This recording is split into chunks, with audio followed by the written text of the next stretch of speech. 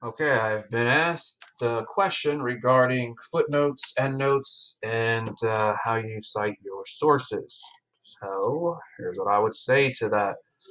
Looking at the rubric, you are scored on your format right here that's talking about bibliography, footnotes, as well as your introduction of your sources right here. So you will get deducted points if you don't follow those guidelines. Here it tells you about footnotes. It gives you some information about that. Let's scroll down. So this is something from JSTOR. I think I did a screenshot here. And this is a screenshot of what you actually see on JSTOR when you have a PDF opened or when you download as a PDF. And then, here's giving you the format for a JSTOR article. That's how you go about the citations, footnotes at the bottom of the page, and then the bibliography at the end. So the difference really is about like where the comma is in comparison. Here, there's a period. Here, I think they use the first name and the last name. It's reversed. So make sure you take a look at this file here. When you're looking at the format of the paper, make sure your margin is justified. It should not be, you know, moving in and out. It's just a straight line on the left and the right side. That's what I mean by justified margins.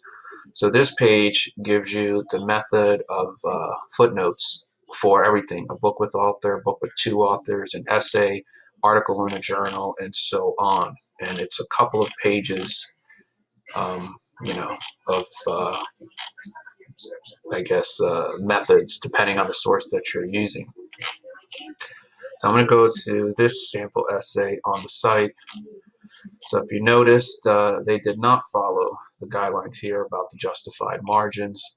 They have their thesis, it's underlined, it's one sentence. And this essay is 3 paragraphs. Notice how they don't have any footnotes on this page. And I put footnotes okay because when I got to the next page, they have their footnotes. So, I just thought there was too much writing here, and not to have a footnote, it's problematic. But they actually have the source starting here. So if you notice, the author here is introducing the source. Patricia Baker explains the attitude of the time in regard to the fashion in her piece, Fashions of a Decade, 1950s. So she's given us the name of the title, the author, and then, as Baker writes, the shifting values. Then she uses the method of, she indents here, um, and then gives us the source that she is citing, and that's the method there that she uses. Um, Probably didn't need the quotes here because you did the indent. And then gives me the analysis of that particular source that she is using. Now notice at the bottom, one, Patricia Baker, Fashions of a Decade. That is your footnote. Now, if you're wondering what's a footnote, what's an endnote, a endnote or a footnote, let's look at that one first, is just on the page. So she has the source one here, and then here she's telling the reader, one, if you want more information, here's where you can find the information.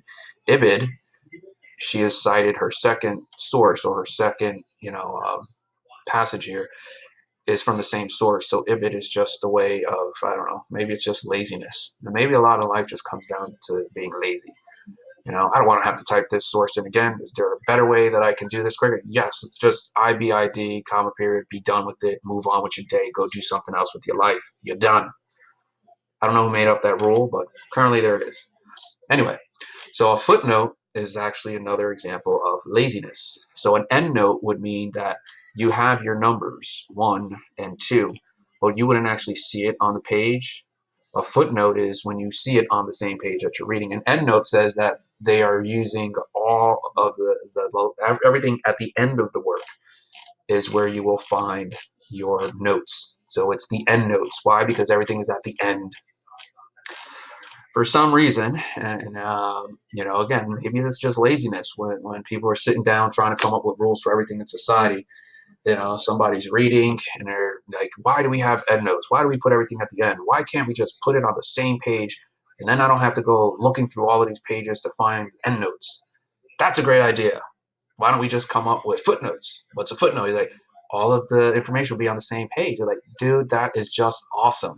Because when I'm looking at when abortion was a crime, they're using here, the endnotes. If you see on this particular page, page 5, they have source 12, source 13, source 9, 8, 10. Like, I want to be able to see these sources here to let me know whether or not they're, am I going to go look for those sources? Now you're telling me they're at the end of the book. You mean to tell me I got to go all the way to the end of the book, like page 345, to find your sources? I don't want to do that. Like, that's too much time. Like, that is just a waste of my time. Like, I don't want to do that. And that's why I say maybe it all is just about laziness. Maybe that's what it is. I don't know. Anyway, let's take a look at this one. This essay is about music. Now, notice that the person here is citing music as well as JSTOR articles. So this first source is a JSTOR source right here. This one.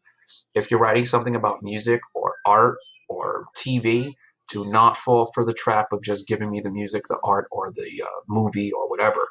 If you do that, I'm going to then say, this is your analysis. Like, these are lyrics to the song. Notice how there's an introduction. The song "We Gotta Get Out of This Place" helped articulate the intense emotions of anger that soldiers had against their military duties. The lyrics read, and then she gives me the lyrics. Like, this is exactly what I'm looking for. They're giving me an introduction of the song. And then they're giving me a JSTOR source that is talking about how music during the Vietnam War created a divided America. So here you have the JSTOR source, and then you have the actual lyric, which is reinforcing the point that's being made here. If she just gave me lyrics to a song, I would probably give a lot of deductions, because then it would be, well, why are you just giving me song lyrics? That's just not going to work. Let's take a look at this essay here. Now, this student, I remember this individual, really wanted to just prove points. So they have a lot of sources, and they're just like, here's my source, I'm going about my day. Notice their footnotes, 1, 2, 3 on this page here. So where's source 1? Right here.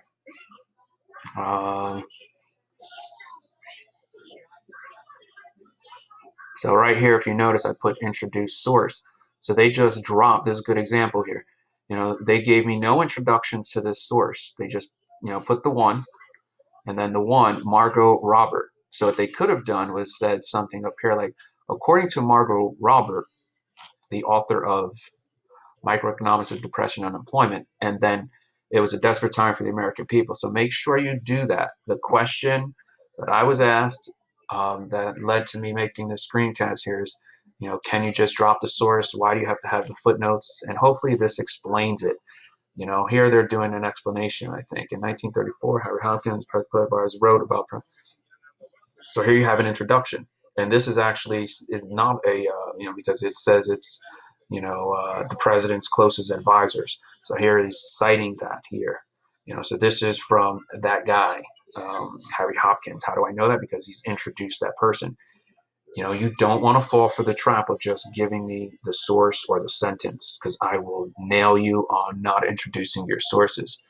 How's that going to work on your rubric? Well, let's see. Where are we? So you probably would get deductions for writing tips, because you're, something might be off in just the writing. So you probably would score here, because it would be like middle. Like, yeah, maybe you don't. It's just going to depend on like how it's worded. But if something just seems off when I'm reading, it's not clear, it's going to be problematic. But here's where you're going to get some deductions. Some aspect of the format is wrong, either in the bibliography, footnotes, font, title, or other guidelines. So that's going to be an issue here.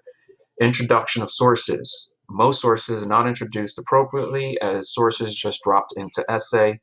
All sources are introduced, name or primary source title. And then if you're middle of the road, so like, in that one example, the student, didn't have the first one introduced, but they did have the second.